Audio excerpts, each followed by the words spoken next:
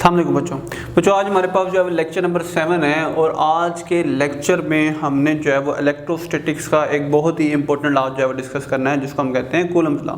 सबसे पहले बच्चों हम देखते हैं इसका कुछ इंट्रोडक्शन पैराग्राफ। इलेक्ट्रोस्टैटिक फोर्स क्या होता है? Charges can repel and attract each other with a force called electrostatic force. बच्चों पिछले टॉपिक में हम पढ़ गए हैं कि जो दो अनलाइक चार्जेस होते हैं वो एक दूसरे को अट्रैक्ट करते हैं, दो लाइक चार्जेस एक दूसरे को रिपेल करते हैं और ये अट्रैक्शन और रिपल्शन के दरमियान एक फोर्स लगती है। उस फोर्स को जो है हम इलेक्ट्रोस्टैटिक फोर्स का नाम देते हैं। कहता है बच्चों कि चार्ल्स कूलम जो है वो एक फिजिक्सदान था, उसने 1785 के अंदर provided an experimental law to explain the nature and magnitude of electrostatic force between the charges। उसने 1785 के अंदर जो है वो एक एक्सपेरिमेंटल लॉ जो है वो पेश किया जो कि बताता है कि दो चार्जेस के दरमियान जो फोर्स है उसकी नेचर कितनी है, उसकी क्या नेचर है और उसके दरमियान जो है उसकी मैग्नीट्यूड कैसी है, वो फोर्स ज़्यादा है कम है किस चीज़ पे डिपेंड करती है। वो जो है वो चार्ल्स कूलम ने 1785 के अंदर जो है एक्सप्लेन किया। सबसे पहले बच्चों हम देखते हैं कि इसकी स्टेटमेंट क्या है।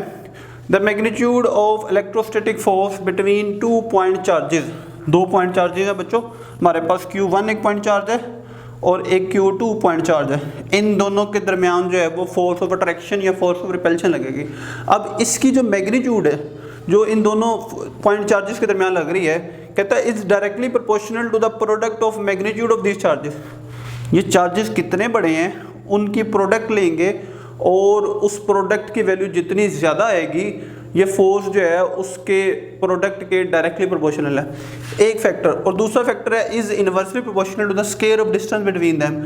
इन दोनों के सेंटर के दरमियान जो डिस्टेंस है उसको हमने r से जाहिर किया है, उसका इस डिस्टेंस का हमने स्क्वायर लेना है। स्क्वायर इसलिए लिया जाता है बच्चों कि हमारे पास यहाँ Q1 से Q2 तक एक डिस्टेंस है और Q2 से Q1 की तरफ वापस एक डिस्टेंस है।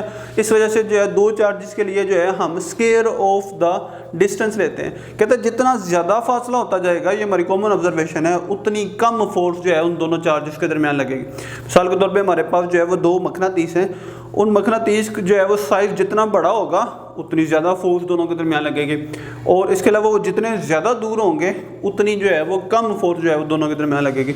तो बच्चों कहता है कि दोबारा देखते हैं statement. The magnitude of electrostatic force between 2 point charges is directly proportional to the product of magnitude of this charges and inversely proportional to the square of distance between them. अब इसको हम जो है वो इक्वेशन की form में कैसे लिख सकते हैं? फर्ज किया कि हमारे पास जो है consider 2 charges Q1 and Q2 separated by distance r। फर्ज करें जो पॉइंट चार्जेस हैं, एक को जो है हमने Q1 का नाम दिया है, एक को हमने Q2 का नाम दिया है और उनके सेंटर के दरमियान जो डिस्टेंस है वो है r। तो हमारे पास जो है वो स्टेटमेंट की पहली लाइन के मुताबिक मैथमेटिकली F फोर्स जो कि इलेक्ट्रोस्टैटिक फोर्स है is proportional to product of point charges Q1 and Q2, दोनों के product of magnitude of these charges. पहली स्टेटमेंट के मुताबिक जो है वो इलेक्ट्रोस्टैटिक फोर्स इनकी प्रोडक्ट के प्रोपोर्शनल है और दूसरी लाइन के मुताबिक inversely proportional to the square of distance F is proportional to 1/r square. तो इसको जो है बच्चों हम इक्वेशन नंबर 1 का नाम देंगे, इसको हम इक्वेशन नंबर जो है वो 2 का नाम देंगे। इन दोनों को जो है जब हम साइमल्टेनियसली लिखेंगे तो F is proportional to Q1 Q2 जो है वो इस बटे के ऊपर आ जाएगा और r स्क्वायर जो है बटे के नीचे आ जाएगा। तो दोनों को इकट्ठा लिखेंगे तो F is proportional to Q1 into Q2 बटा r स्क्वायर। और हमें बच्चों पता है कि जब भी प्रोपोर्शनलिटी का साइन जो है वो आता है तो उसको ख़त्म करके हम एक तो इक्वलिटी का साइन लगाते हैं और साथ में कॉन्स्टेंट लगाते हैं। ये कॉन्स्टेंट जो है वो कॉन्स्टेंट ऑफ प्रोपोर्शनलिटी होता है। जब भी हम एक प्रोपोर्शनलिटी का साइन लगाते हैं तो ख़त्म करके दो चीज़ें लगाते हैं, एक हमारे पास इक्वलिटी होती है और दूसरी हमारे पास जो है वो कॉन्स्टेंट होता है। तो हमारे पास इक्वेशन बनेगी बच्चों F is equal to K Q1 Q2 बटा r स्क्वायर। अच्छा बच्चों, अब हमारे पास जो मैथमेटिकल इक्वेशन आई है F is equal to K Q1 Q2 and r square. अब यहाँ पे बच्चों जो वैल्यू ऑफ K है जिसको हमने कांस्टेंट ऑफ प्रोपोर्शनैलिटी भी कहा है, कहता है कि K is a constant of proportionality which quantifies the strength of electrostatic force between 2 point charges. K की वैल्यू बच्चों असल में जो है वो क्वांटिफाई करती है, बताती है कि 2 पॉइंट चार्जेस के दरमियान जो है वो कितनी ज़्यादा स्ट्रेंथ है। मीडियम बिटवीन द चार्जेस, कहता है कि the value of K is determined by the medium between the charges. मिसाल के तौर पे हमारे पास जो दो चार्जेस थे उनके दरमियान जो मीडियम है वो एयर है। इन 2 पॉइंट चार्जेस के दरमियान मीडियम जो है वो वैक्यूम भी हो सकता है, इन 2 पॉइंट चार्जेस के दरमियान मीडियम जो है वो वाटर भी हो सकता है। तो के की वैल्यू जो है वो डिपेंड करती है कि दोनों पॉइंट चार्जेस के दरमियान मीडियम कौन सा है।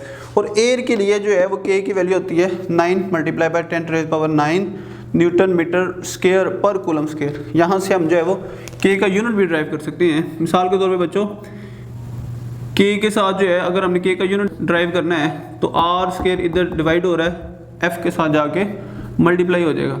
इसी तरह Q1 Q2 इधर मल्टीप्लाई हो रहा है, दूसरी तरफ जाके डिवाइड हो जाएगा।